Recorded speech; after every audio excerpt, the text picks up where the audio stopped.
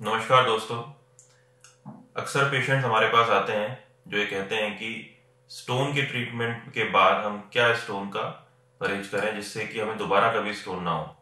हमारे फैमिली में पहले भी स्टोन्स हुए हैं और अब बार बार स्टोन्स हो रहे हैं, या हमारे फ्रेंड सर्किल में पहले किसी को स्टोन हुआ था, अब दोबारा स्टोन हो गया है, या फिर कोई भी एक ऐसा पेशेंट बताते हैं जिसके कि बार बार स्टोन के ट्रीटमेंट होने के बाद भी किडनी में खराबी आ गई है। तो ये मान के चलते हैं कि भाई स्टोन एक बार हो गया है तो दोबारा होगा, या फिर अगर दोबारा हुआ और दोबारा ट्रीटमेंट लेना पड़ा तो किडनी में भी काफी इंजरी आएगी। ये बात सही है, क्योंकि स्टोन का जो कॉम्प्लिकेशन है वो ये है कि एक तो अगले 8 साल में जो भी स्टोन का ट्रीटमेंट लेता है एक पेशेंट, अगर एक स्टोन का ट्रीटमेंट ले लेता है तो उसके अगले 8 साल में उसको दोबारा 50% चांस है कि स्टोन हो जाएगा। या फिर अगर लंबे समय तक स्टोन किडनी में रहता है तो किडनी को भी डैमेज कर सकता है, और जो किडनी के स्टोन के ट्रीटमेंट की सर्जरीज होती हैं उनसे भी कुछ किडनी को नुकसान पहुंच सकता है अगर बार बार ऑपरेशन हो तो दोस्तों, आज हम इसी टॉपिक पर डिस्कस करेंगे। मैं डॉक्टर चिराग गुप्ता आपसे आज स्टोन ना हो उसके लिए क्या क्या परहेज करें, क्या खाएं क्या नहीं खाएं, क्या पिएं, यह डिस्कस करूंगा। और मैं जयपुर में प्रैक्टिस करता हूं। मैं एक यूरोएंट्रोलॉजिस्ट हूं जो कि स्टोन का ट्रीटमेंट करते हैं। तो आइए देखते हैं क्या स्टोन को हम रोक सकते हैं दोबारा होने से। तो दोस्तों, स्टोन को हम मोटे तौर पे 3 टाइप के स्टोन्स में डिवाइड कर सकते हैं, जैसे कि कैल्शियम ऑक्सलेट, कैल्शियम फॉस्फेट और यूरिक एसिड। इन तीनों की होने के कारण जो है उनको हम डिस्कस करेंगे, और उनके जो ट्रीटमेंट है जिससे कि वो रुक जाए, नहीं हो दोबारा, उसके लिए हम चर्चा करेंगे।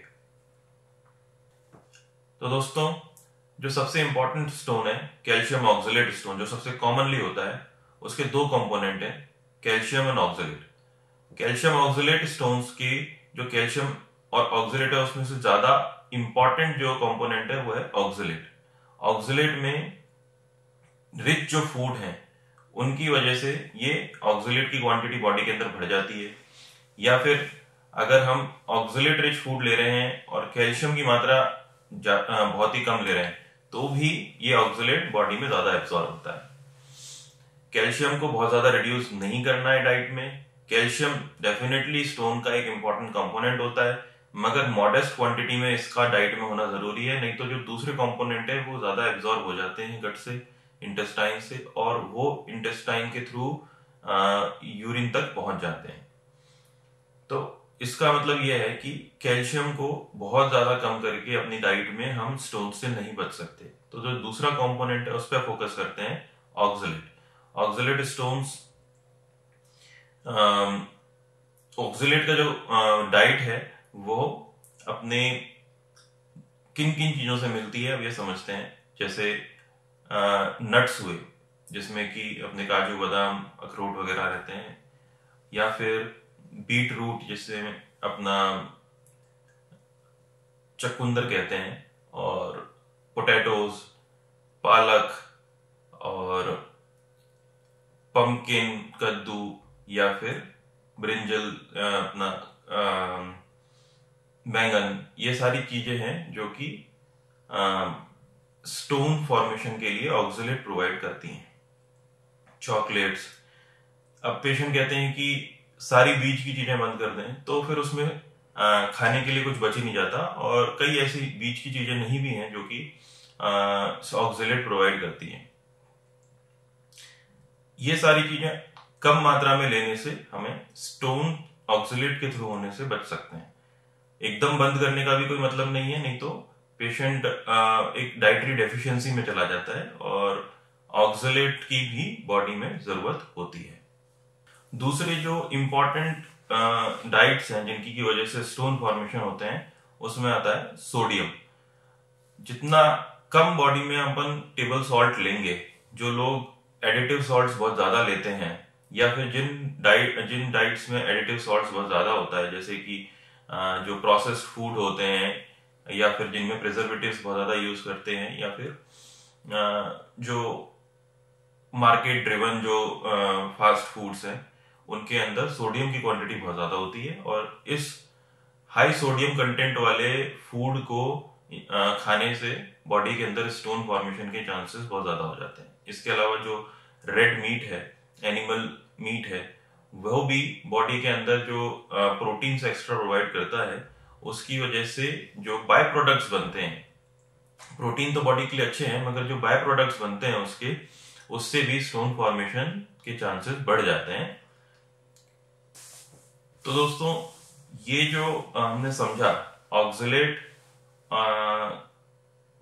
रेड मीट और सोडियम, ये तो definitely calcium oxalate and calcium phosphate stones से बचाने में काम आते हैं। दूसरा जो सबसे जरूरी चीज है वह है ओबेसिटी। अगर मोटापा रहेगा तो यूरिन का जो पीएच है वो कम हो जाएगा, और उसकी वजह से यूरिन की जो स्टोन फॉर्मेशन की हैबिट है वो बढ़ जाएगी। यूरिक एसिड स्टोन, जो कि एक सॉफ्ट स्टोन होता है, वो एसिडिक पीएच के यूरिन में बनता है। और अगर कोई पेशेंट में ओबेसिटी की प्रॉब्लम है, या फिर बीएमआई बहुत ज्यादा है, या जो मीट इंजेक्शन है, जो रेड मीट इंजेक्शन खाना है वो ज्यादा रहता है, या फिर वाटर की क्वांटिटी जो वो लेते हैं 24 आवर्स में वो बहुत ही कम है, तो डेफिनेटली यूरिन का पीएच बहुत कम हो जाएगा, और इसकी वजह से उनको यूरिक एसिड स्टोन्स के फॉर्मेशन होते हैं। तो अगर बॉडी का वेट संतुलित रहेगा, अगर वह लीन एंड थिन रहेंगे, तो जो बॉडी में स्टोन फॉर्मेशंस हैं वो बहुत ही कम होंगे, यूरिक एसिड स्टोन फॉर्मेशंस कम होंगे। तो दोस्तों, बॉडी का मेटाबॉलिज्म और ओबेसिटी ये बहुत ही कंट्रोल रहनी चाहिए, जिससे कि यूरिक एसिड स्टोन्स कम से कम हो। जो डाइटरी कंपोनेंट बॉडी में स्टोन फॉर्मेशंस कम करता है उसमें सबसे इंपॉर्टेंट है सिट्रेट। सिट्रेट सिट्रिक फ्रूट से मिलता है, जैसे कि लेमन, पोमोग्रेनेट यानी अनार, या फिर ऑरेंजेस। तो हम अगर नींबू, संतरे या फिर पोमोग्रेनेट यानी कि अनार ज्यादा लेते हैं तो हमें सिट्रेट की मात्रा ज्यादा मिलती है, और यूरिन में स्टोन फॉर्मेशंस कम से कम होते हैं। तो हमें यह ध्यान रखना चाहिए कि बॉडी के अंदर संतुलित आहार जाए, यूरिन में इन्फेक्शन कम से कम हो, ऑक्सलेट की मात्रा लिमिटेड रहे, जो कैल्शियम है उसको बहुत ज्यादा रिड्यूस ना करें, वाटर इनटेक इतना रहे कि बॉडी के अंदर लगभग 3 से 4 लीटर वाटर डेली चला जाए, और यूरिन का कलर जो है एकदम साफ रहे, उसमें बहुत ज्यादा पीलापन ना रहे। प्लस सिट्रिक फ्रूट्स का इनटेक अच्छी मात्रा में रहे, और सोडियम की क्वांटिटी कम से कम रहे डाइट में। यह सब आपको स्टोन से बचाएंगे। मैं उम्मीद करता हूं कि इस वीडियो से आपको अपने परिजनों के स्टोन फॉर्मेशन की जो फ्रीक्वेंसी है उसको कम करने में कुछ मदद मिलेगी, और जो स्टोन की समस्याएं हैं जिनसे कि आपके किडनी को खराबी हो जाती है, या फिर बार बार ऑपरेशंस होते हैं, उससे आपको निजात मिलेगी, कुछ कमी आएगी, कुछ हेल्प मिलेगी। तो दोस्तों, हम आशा करते हैं कि ये जो जानकारी है इससे आप अपने परिजनों का बहुत ध्यान रखेंगे, और इसी तरीके से हमारे चैनल पे लाइक, सब्सक्राइब और शेयर करते रहेंगे। हमें बहुत ही खुशी है कि हमारे इंफॉर्मेटिव वीडियोस से हमारे जो व्यूअर्स हैं उनको काफी फायदा हुआ, और वो अक्सर हमें नए वीडियोस बनाने के लिए मोटिवेट करते रहते हैं। और कई बार ऐसे भी कमेंट्स आते हैं जिनसे हमें पता चलता है कि एक्चुअल में उनको क्या वीडियो और पसंद है या देखना है। तो आप भी बताएं हमें, जिससे पता चले कि आपको क्या जानना है। तो मैं आज आपसे विदा लेता हूं। धन्यवाद।